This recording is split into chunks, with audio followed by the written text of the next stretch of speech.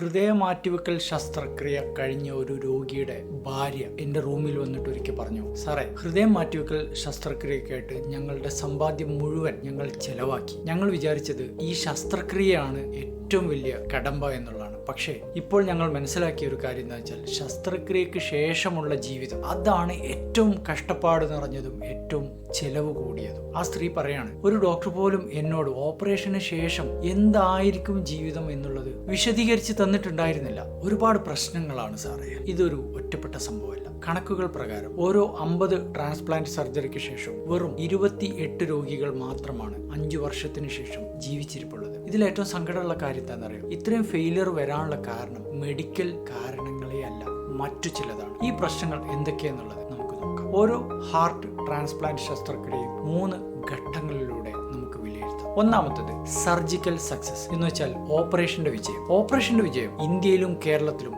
ഗംഭീരമാണ്. രണ്ടാമത്തെ ഘട്ടം ഇമ്മീഡിയറ്റ് പോസ്റ്റ് ഓപ്പറേറ്റീവ് കെയർ എന്ന് വെച്ചാൽ ഓപ്പറേഷൻ കഴിഞ്ഞിട്ടുള്ള ദിവസങ്ങൾ അല്ലെങ്കിൽ ആഴ്ചകൾ. ഇതൊരു പക്ഷേ ഒരുപാട് പ്രശ്നങ്ങൾ നിറഞ്ഞതായേക്കാം. മൂന്നാമത്തത് ലോങ് ടേം മാനേജ്മെന്റ് എന്ന് വെച്ചാൽ ആ രോഗി ആശുപത്രിയിൽ നിന്നും ഡിസ്ചാർജ് ആയതിനു ശേഷം പിന്നീടുള്ള മാസങ്ങളും വർഷങ്ങളും എങ്ങനെയെന്നുള്ളത്. ലോങ് ടേം ആയിട്ടുള്ള ഈ ഒരു സർവൈവൽ ഇന്ത്യയെ സംബന്ധിച്ചിടത്തോളം ഒരുപാട് പ്രശ്നങ്ങളുള്ളതാണ്. ഇവിടെയാണ് പലപ്പോഴും രോഗികളും മെഡിക്കൽ സിസ്റ്റവും പരാജയപ്പെടുന്നത്. എന്തുകൊണ്ടാണ് പരാജയപ്പെടുന്നത്? ഒന്നാമത്തെ പ്രശ്നം മരുന്നുകളുടെ അമിതമായ ചെലവ്. ഒരു ട്രാൻസ്പ്ലാന്റിന് ശേഷം ശരീരം ഹൃദയത്തെ പുറന്തള്ളാൻ ശ്രമിക്കാതിരിക്കാൻ വേണ്ടിയിട്ട് ഉപയോഗിക്കുന്ന മരുന്നുകൾ പലപ്പോഴും വളരെ വില കൂടിയതായിരിക്കും. പഠനങ്ങൾ കാണിക്കുന്നത് 40% രോഗികൾക്കും ഈ ചെലവ് താങ്ങാൻ പറ്റുന്നില്ല. അത് കാരണം പലപ്പോഴും ഒരു ഫെയിലിയർ അല്ലെങ്കിൽ പരാജയം സംഭവിക്കുകയാണ്. പലപ്പോഴും ഹാർട്ട് ട്രാൻസ്പ്ലാന്റ് കഴിഞ്ഞാൽ പലർക്കും അത് മെയിൻറ്റെയിൻ ചെയ്യാൻ പറ്റില്ല. രണ്ടാമത്തെ പ്രശ്നം ഇൻഫെക്ഷൻസ് ആണ്, അണുബാധ. ട്രാൻസ്പ്ലാന്റ് രോഗികൾക്ക് പലപ്പോഴും പ്രതിരോധ ശക്തി കുറവായത് കാരണം 35% മരണങ്ങളും അണുബാധയിൽ നിന്ന് തന്നെയാണ്